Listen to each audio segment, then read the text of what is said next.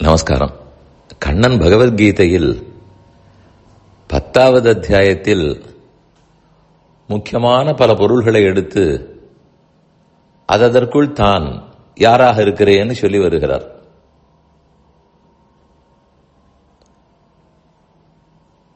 ஆதித்யர்களுக்குள் விஷ்ணுவாக இருக்கிறேன், ருத்ரர்களுக்குள் சங்கரனாக இருக்கிறேன்,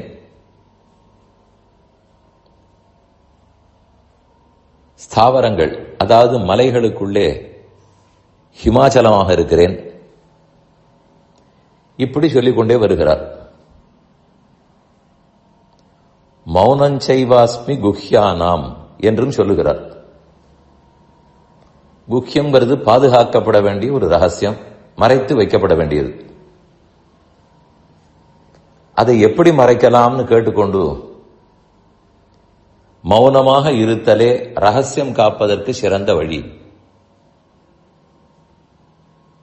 வாய் பேசாமல் இருந்தால் கண்டிப்பா அந்த ரகசியம் காக்கப்படும். கண்டிப்பா எழுத்து மூலமாக சொல்ல மாட்டோம், வாயால் பேசிக்கொண்டே இருப்போம். அப்படி பேசவில்லை என்றால், யாரிடத்திலும் அதை பகிர்ந்து கொள்ளவில்லை என்றால் அது ரகசியமாகத்தான் இருக்கும். அந்த மௌனமாக நான் இருக்கிறேன்னு கண்ணன் சொல்லுகிறார். இந்த காலத்துக்காகத்தான் சொல்லி இருக்கிறாரோ என்னவோ. டிரான்ஸ்பரன்சி, வெளிப்படையான தன்மை என்கிற பேரில் எல்லாவற்றையும் எங்கேயும் சொல்லிக்கொண்டே இருக்க வேண்டும் என்பது கிட்டத்தட்ட ஒரு டிமாண்ட் போல ஆகிவிட்டது.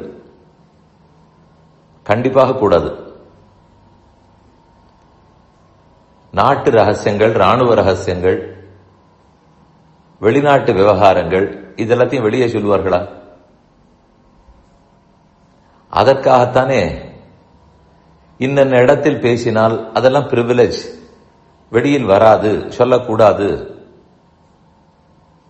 சட்டமன்றமாக இருக்கட்டும், லோக்சபாவாக இருக்கட்டும், அதெல்லாம் ஏன் அந்த மாதிரி உள்ள மட்டும் பேசலாம், வெளியில் பேசக்கூடாது ஏன் சொல்கிறார்கள்?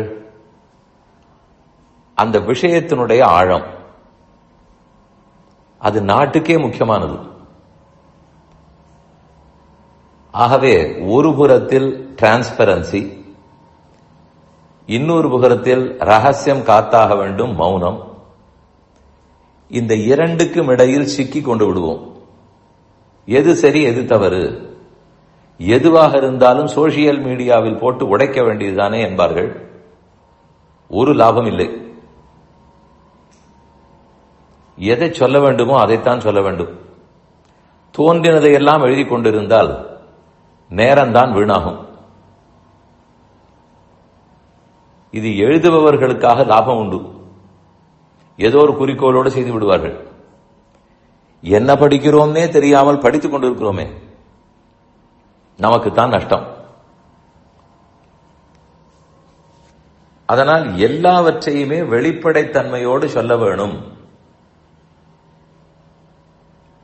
அது இல்லை நான் சொல்ல போனால் நான் ஏதோ மறைக்கிறேன், தவறாக பேசுகிறேன்னு தோணும். அப்ப கண்ணன் எதற்கு சொல்லி இருக்கிறார்? ரகசியம், குஹ்யம், அதற்குள் நான் மௌனமாக இருக்கிறேன். அவர் என்ன மறைத்து வைக்க வேண்டியது? அவருக்கு என்ன தேவை? அவரோ கடவுள். யார் என்ன கேட்க போகிறார்கள்? எதை வேண்டுமானாலும் நான் இப்படித்தான் செய்வேன்னு சொல்லலாம். ஆனால் அவர் சொல்வது இல்ல, மறைத்தாக வேண்டும். அதற்காகத்தான் நான் மௌனமாக இருக்கிறேன். அப்ப ஏதோ இருக்கிறது. அது என்னன்னு எப்போது கேட்டு, யாரை கேட்டு தெரிந்து கொள்ள முடியும்? எல்லாவற்றையும் எப்போதும் எல்லாரிடத்திலும் சொல்லிக் கொண்டிருக்க முடியாது. அப்படி இருந்தால் கேட்பவருக்கும் பெரிய நஷ்டம். தனக்கு தேவையில்லாத பலவற்றையும் அவர் கேட்டுக்கொண்டாக வேண்டும். சொல்பவருக்கும் நஷ்டம். யாரால் நமக்கு இந்த வேலையில் எந்த பயனும் ஏற்பட போவதில்லையோ அவரிடத்தில் போய் நாம் சொல்லிக் கொண்டிருப்போம். இதெல்லாம் வேண்டாம்ங்கிறது தான் நம்ம முன்னோர்களுடைய எண்ணம். ஆனால் அதற்கு நேர் எதிர் மாறாக எதை வேண்டுமானாலும் எங்கும் பேசிக்கொண்டே இருக்க வேண்டும். இதுதான் டிரான்ஸ்பரன்சி, இதுதான் குட் கவர்னன்ஸ்ங்கிற அளவுக்கு போயிட்டோம். ஏதோ கம்பெனிகள் அக்கவுண்ட்ஸ் அதுல என்ன டிரான்ஸ்பரன்சியோ இருக்க வேண்டும், அது புரிகிறது. சொந்த வாழ்க்கையிலெல்லாம் டிரான்ஸ்பரன்சியா, ராணுவ ரகசியத்தில் டிரான்ஸ்பரன்சியா, எதற்கு? யாரும் எதை பற்றியும் பேசுவது என்பது கூடாது. ஏன் தெரிந்து கொண்டால் என்ன என்றால் நேரம் வீண். நான் தெரிந்து கொண்டால் என்ன ஏது ஆபத்தா அதெல்லாம் பேச வரவே இல்லை. எப்படியும் அதெல்லாம் கூடாது. ஆனால் பேச பேச நேரம் தானே வீணாகும். அதனால் தான் இந்த விஷயத்தில் நாமும் ஜாகிரதையாக இருக்க வேண்டும். நம்முடைய பிள்ளை, பெண்ணு, பேரன், பேத்தி இவர்களையும் ஜாகிரதைப்படுத்தி ஆக வேண்டும். இந்த டிரான்ஸ்பரன்சி என்பதனுடைய உண்மையான அர்த்தத்தை புரிய வைக்க வேண்டும். இதுவே பாருங்கள், முன் ஜெனரேஷன் இருப்பவர்கள் தங்கள் மொபைல் போன் அதில் ஆபரேட் பண்ண வேண்டிய பாஸ்வேர்ட்ஸ் இதெல்லாத்தையும் தாராளமா பிள்ளை பேரனிடத்தில் கொடுத்து எனக்காக நீ பண்ணி கொடுன்னு சொல்லுவார்கள். எனக்கு ரொம்ப பண்ண தெரியாது, நீ பண்ணி கொடுன்னு கொடுத்து விடுவோம். ஆனால் அதே அந்த பேரனோ பேத்தியோ தங்கள் பாஸ்வேர்டை ஒரு நாளும் கொடுக்க போவதில்லை. இதுதான் ஒன் வே டிரான்ஸ்பரன்சி. இதனால் என்ன லாபம்?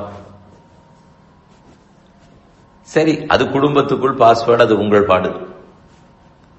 என்னென்ன விஷயங்கள் எல்லாம் யார் முன்னால் குடும்பத்திலேயே பேசக்கூடாதோ அது பேசக்கூடாதுதான். அதனால் தான் கண்ணனே சொல்லுகிறார், மௌனம் செய்வாஸ்மி குஹ்யானாம். அதை பற்றி கொண்டு முன்னேற வேண்டும்.